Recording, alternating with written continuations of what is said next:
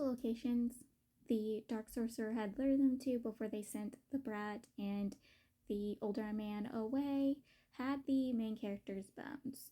The main character needed the Melead's help pulling the bones up because they were in there deep like the last time they found bones. But unlike the last time, the Melead doesn't end up injured helping the main character get back his bones. Once they got the bones freed and back into the main character, golden lights spread out to the different locations the main character's bones were found at, and they start realizing that together it makes a big, huge era. Which, yes, they have found several, but there is a bigger picture and a bigger era going on than that they know of. And the main character's bones are being used to hold down this era. That's why it's being difficult to pull them up. And there's probably more stuff involved than just the main character's bones and those bodies they have found. Once they had sent the brat and the older man away, they went into the cave, and the cave is just filled with these monstrous insect creatures that constantly are attacking them, and they constantly have to fight back and get rid of these monsters, and each one is worse than the one prior. They get to a certain location and they realize at this point these monsters aren't following them anymore, chasing after them, trying to get rid of them and feast upon them. So they realize whatever is in this section scares and terrifies these monsters more than anything else. But they have to enter it, and that's where they find the spiders. Before they had got to this little section, though, they had found a lake, and beside this lake was a mirror, and the main character picks up the mirror, and then he hands it over to the Melead, and then they get an illusion. They witness something. The main character, he witnesses the death of the Melead, and the Melead, he witnesses his own death. And when the main character questions the Melead what he sees, the Melead says, well, you're supposed to see your death. And he lies what his death is supposed to be. And when he asks the main character, since the main character is not supposed to be able to be affected by it, so he's not supposed to see his own death, he saw the Melead's instead, but he doesn't say anything to the Melead about it. And I'm just terrified and scared. Like, this means the Melead's death is close, right? Like, is the Melead gonna die and we're not gonna get a happy ending? I know there's no way that they're gonna have a happy ending if the Melead is the person who caused the main character his harm, which it's pretty obvious he's the one who did it.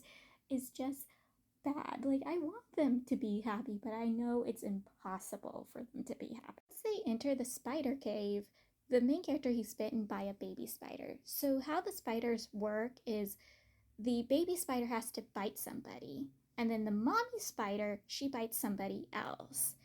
The person bitten by the baby spider's lifespan is given to the person who is bitten by the mommy spider. So they have to find the mommy spider, so in case no one else gets the lifespan of a dragon.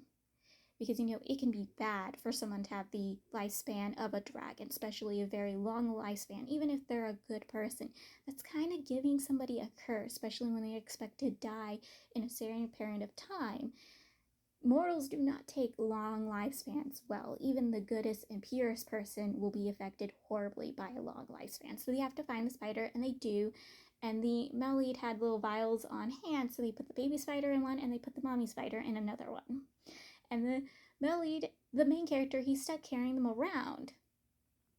Because the only way these spiders will die if somebody else is bitten by the spider and that person dies. So he's stuck with these spiders. The main character, he's affected by the poison of the spider, which most poison should not affect him because of his blood, but it is causing him some irritation, and he knows that anyone else but him got bit by the spider would have deadly or horrible effects on them.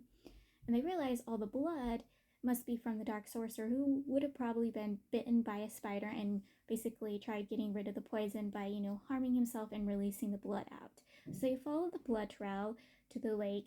They go into the lake, they get out of the water after it gets them to an exit, and they continue following the blood trail of the Dark Sorcerer. He chased down the Dark Sorcerer to a new location. He attacks them with the dead from this location. They're fighting against it. At first, the main character's one fighting because he's frustrated, he's upset. He wants his paws on this dark sorcerer, so he's just basically fighting with inch of his breath to get hold of this man. But it's not working out for him. So the Maleid has to step in, and the Maleid uses his coins. He's trying to release the dead of their suffering, resentment, hatred, and anguish so they can go to the afterlife. And they're attacking him. They're going towards him instead of the main character. The main character is trying to step in to protect the Maleid, but because of their connection through the coin, he can feel all of the Maleid's pain and suffering from trying to release all of these souls and spirits and the resentment and hatred. So he's affected by it, and he's in so much pain that he can't really help the Maleid. The Maleid basically does most of the work in this book.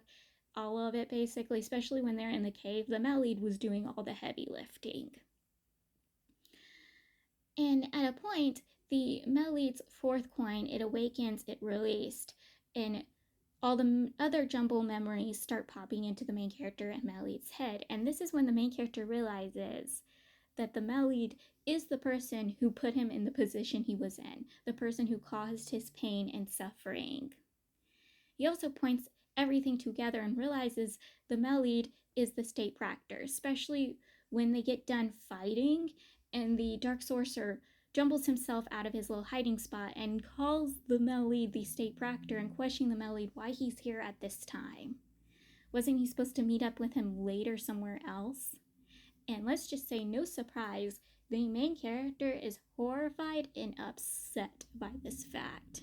Because again, he's been bounding with the Maleid this entire time, and even thinking that once everything is over with, maybe he could travel with the Maleid. And now, knowing that the Maleid was the person who caused him all the suffering and the Maleid's true identity, he wants out of there. So he just ups and leaves the Maleid. Once the main character left, the Maleid attacks the dark sorcerer and basically is planning to go to different locations or to the main ritual location and deal with this and fix it. He wants to repay the main character for what he did to the main character, and so he's gonna fix it. And that part I was a little confused about. Did he go to the location where this ritual was happening, or was he seeing it through a veil? I wasn't sure, but I know he states that he's gonna deal with the problem, and I think he did go to that location.